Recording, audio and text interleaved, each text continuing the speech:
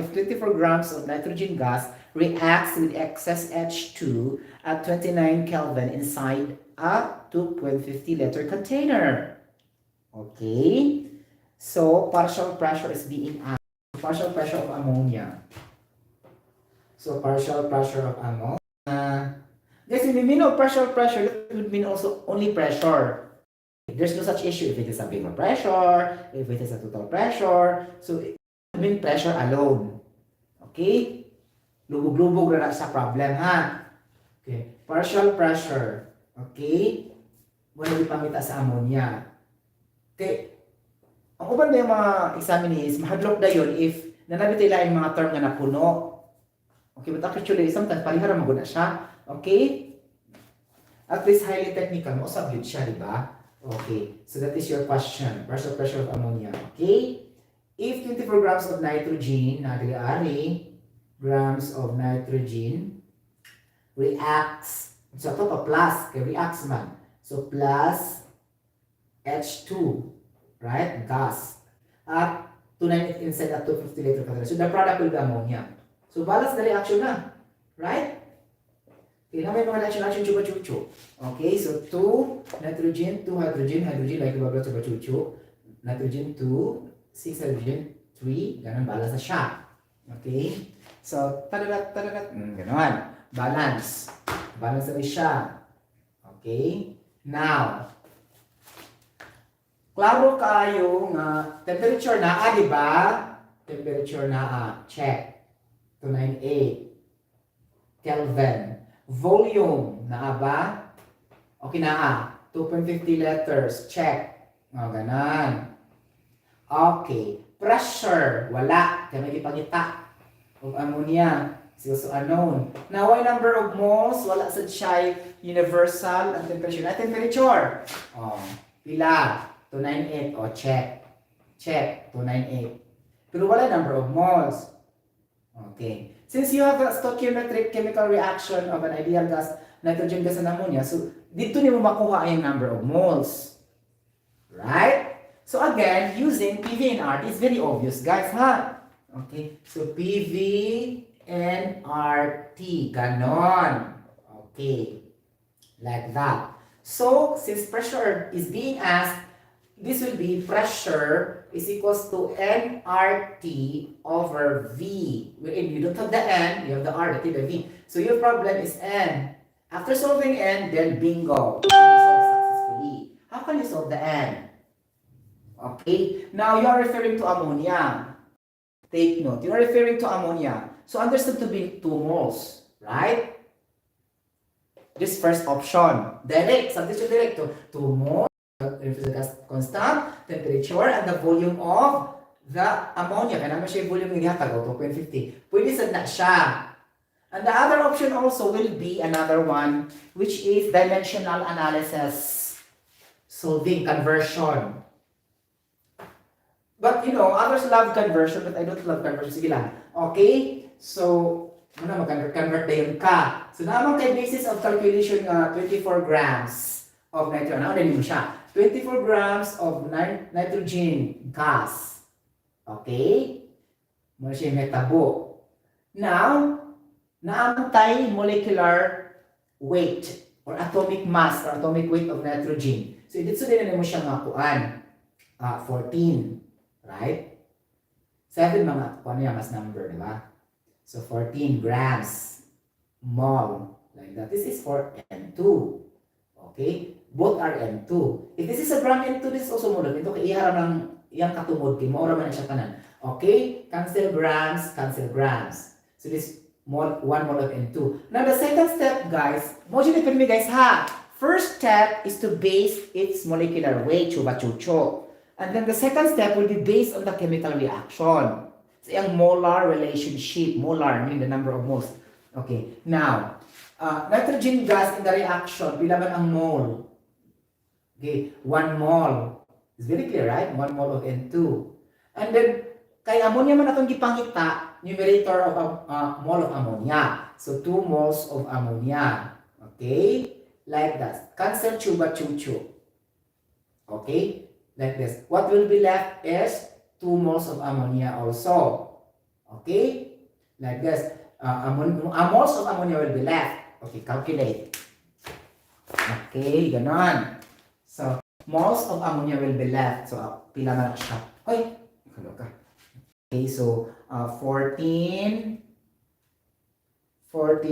Natay first option diri ari ha. Nasa tay kuan. Second option here. Atong compare sa jud ang nindot og valid. Okay. Ano ang gina-perm ang valid o ang logical and proven to be technically correct. Okay? So, though we have the theory, we still have to justify that with the computations, right? And it will be matched. Okay? Parati. So, 24 times 2 divided by 14. Ganon. So, we have 3.43 moles. Okay, now, 3.43 moles in the second option of ammonia using dimensional analysis. And we have also 2 moles of ammonia in the chemical reaction directly. Okay, now, there are 2 options most of the students will get wrong because they will use directly the stoichiometric relationship. And they will manipulate later here the volume. Okay, because the volume also have letters here, right? Where's that? 250 letters, right? Like that. And then, they put the number of molecules directly, which is 2. So, marong ang imong pressure na ng higayon na. Okay, because you are not considering the 24 grams of nitrogen. So, this is the usual mistake, really. Even me. Nobody wants also to solve a lot, right? We need direct and shortcut, or let's say simplified. So, of course, the normal feeling is to get the answer directly. Nobody wants to be to have problem that much, okay? Or nobody wants to have too much task to do. That's why we love to get the answer directly, even though the solution is not valid. So this is the case in option number 1. This is not valid. Though you have the number of moles in the stoichiometric relationship, though you have the number of volume in the given, you have also the number of R, you have also the T, then bingo, you can solve the pressure. Okay? But here, using the basis of calculation, you have the 3.43 moles directly. Okay. Now, let's prove it that this is wrong. Okay? Because I said it's wrong, right? So, how can we do that? Ato sa ikuan ang wrong, okay? Like it's a 2. Ganon. Okay, then R. Sabi na itong mga R na higayon na. Okay, then atmosphere yun siya, 0.8205. Okay, then ang temperature, 298. Volume. I'll just do it. Maybe that's very too close. And then in the examination multiple choice, then it's still correct because doon naman siya. Okay, but let's check. Volume is 2.50. Okay. Calculator, please. Akong gi-prove gan ang mga possibilities, ganon, chupa-chupo. Okay. 298 times 0.08206 times 2 is equals to divided by 2.50. Our pressure is 19.5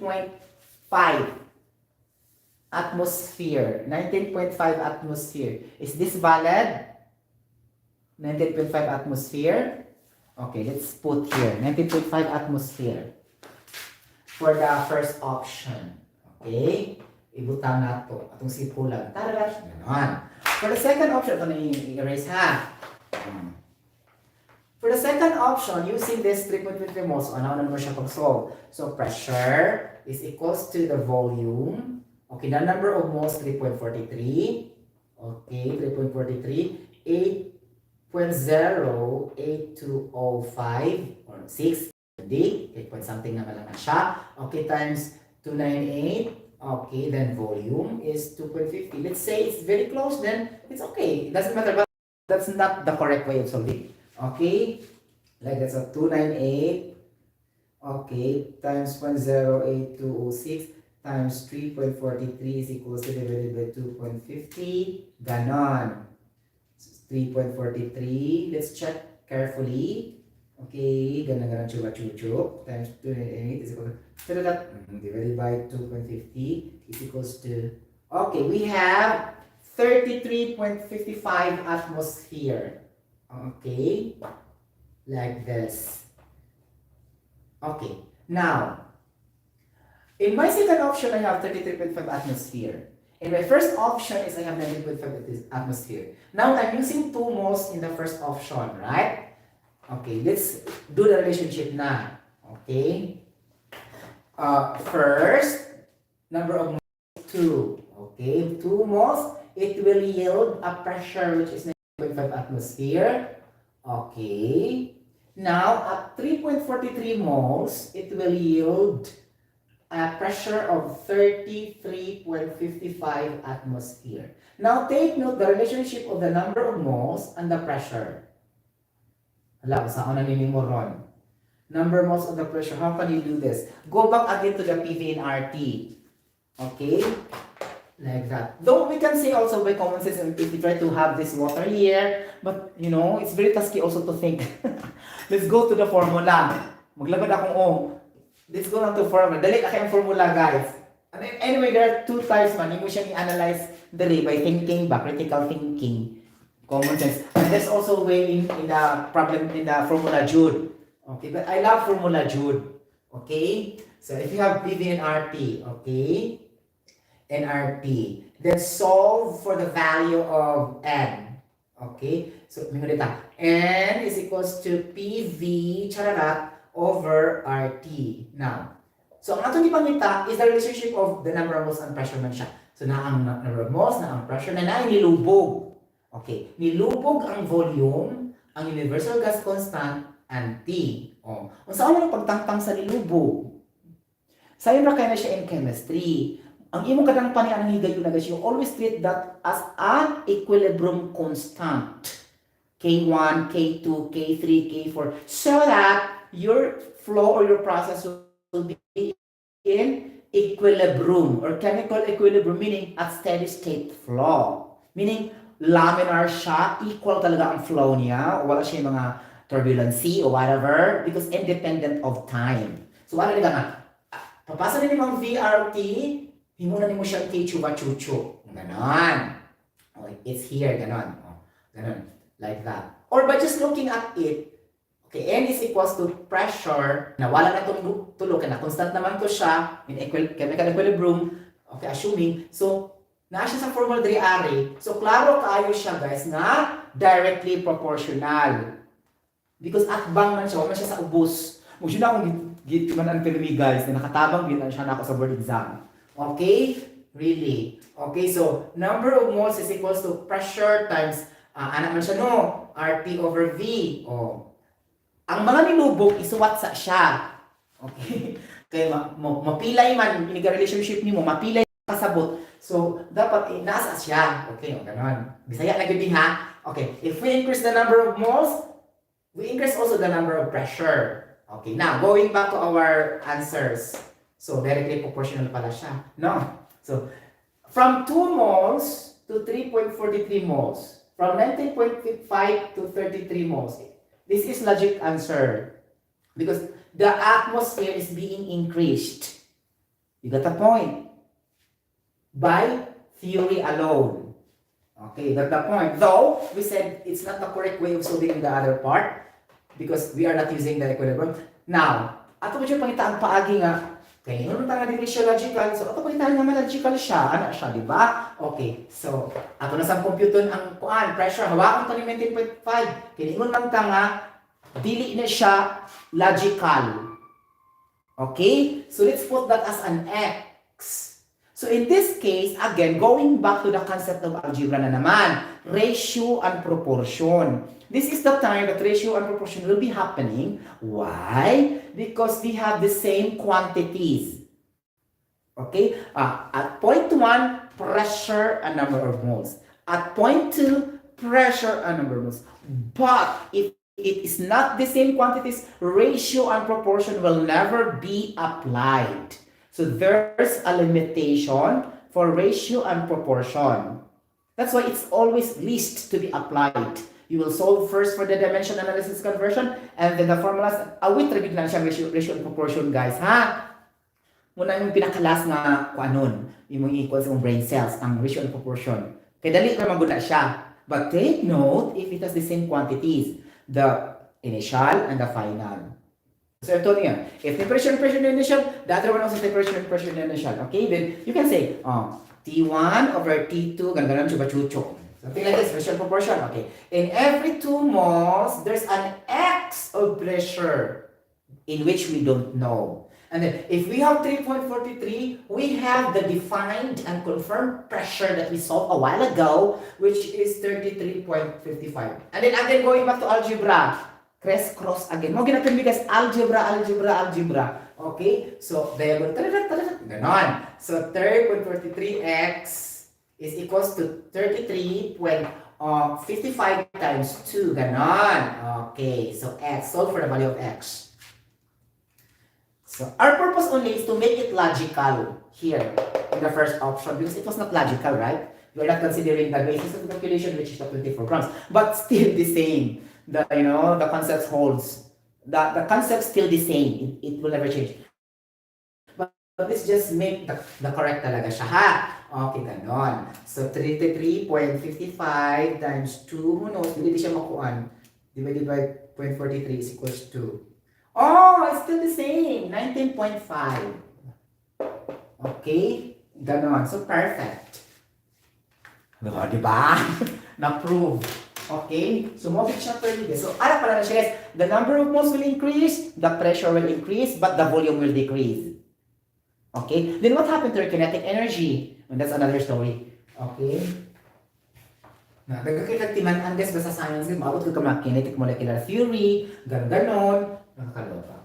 Okay, mabot ka sa mga intermolecular forces of attraction and repulsive attraction force. Mga gano'n siya. Muna siya sabihan tanan. Nakakaloka. Tanan, Jun. Okay? Muna siya, guys. Ha? Nakuha na nato ang answer namin ni Gayuna. Okay, thank you so much. Subscribe my YT channel if you want. And then click the notification bell for some years after seeing it. Bye-bye everybody. God bless. See you later. Ganon. O diba? Kaloka.